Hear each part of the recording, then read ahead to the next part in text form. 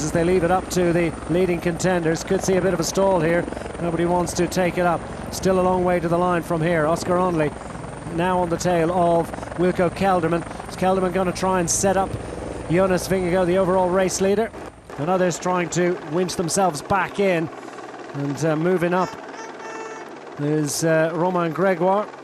Also thereabouts is it Wandal for the Red Bull squad. Yeah, Frederick Wandal, the Dane.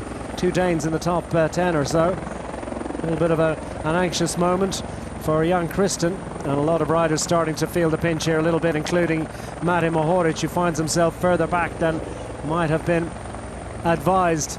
So just eases up onto the tail of Aurélien Paré-Pontre.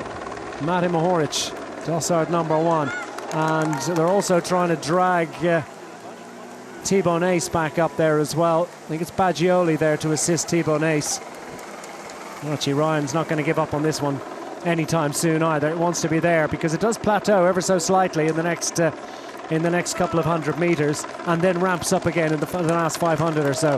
Vossar feeling the pinch just behind Onley, who's just behind the overall race leader, and it's Wilco Kelderman, dutiful teammate that he is, third overall that he may be, and hoping to maybe close on to second place, trying to eliminate any late race attacks. But Diego Ulissi, I can tell you, second overall, has managed to infiltrate here. He was 8th last time they finished up this climb, and you feel as if Jonas Vingegaard fancies an attack, and Vingegaard rolls to the front, encourages Kelderman to stay in there. We saw that Kelderman did that on day one, and Vingegaard's just riding here to see who's going to attack, and it's Vossar. And is anyone going to chase that one down? Yanni Vossar of the Tudor Pro Cycling squad, 1,600 metres to go. And he's been given enough rope to maybe just chance his arm here. And it's a brave attack from Yanni Vossar, and nobody wants to close it. Well, they're all looking around. And Jonas Vingegaard is going to take them for a little bit of a merry dance around the road before he decides to set his mind to the task of closing this one down. The overall race leader trying to close down on Yanni Vossar, who started the day 49 seconds back. Now, no risk strategy here from Jonas Vingegaard. 10 seconds on the line, so he couldn't afford a 39-second victory for Yanni Vossar. You wouldn't expect that to happen with just 1,100 metres remaining. This sixth stage delivering a crescendo conclusion, and for Yanni Vossar, who's taken glory in a stage of the Tour of Hungary in the past, victory at World Tour level in the Tour de Pologne would be, by some considerable margin, the greatest achievement of his life. He's been given a little bit of a flat road here now to reflect and consider and maybe recover ever so slightly as Christen comes up to try and close it down for the UAE Team Emirates squad, as Diego Ulissi has hopes and dreams of glory. Ulissi is just waiting for his moment to pounce. So too is Rafa Majka.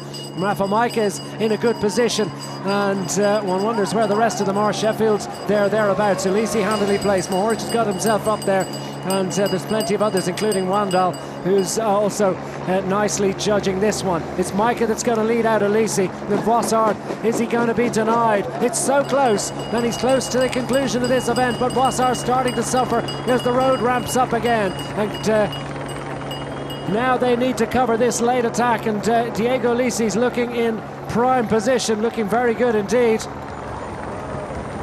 Hermans it is who goes for glory for the Cofidis squad. Ben Hermans, well, he's shot his bolt a little bit, as Kelderman now is going to try and prevent Diego Ulissi from taking. And look at who's coming with a run. Would you believe it? Thibau Nace around the outside going for an incredible treble, and he's going to do it, you know. Well, that's a remarkable stuff, and Diego Ulissi's going to be denied again because it is a remarkable treble, and he's got to the line and got the glory. And would you believe it? Extraordinary stuff. Well, that was a remarkable and an amazing treble. Stage 6 is claimed, as were stages 1 and 3, by the man shaking his head in disbelief, Thibau Nace. He really struggled on the climbs in the approach to the final, but he made it there, and it's Thibau Nace that gets up for glory for the Lidl Trek squad. They've been in the wars this week, but they've been celebrating too.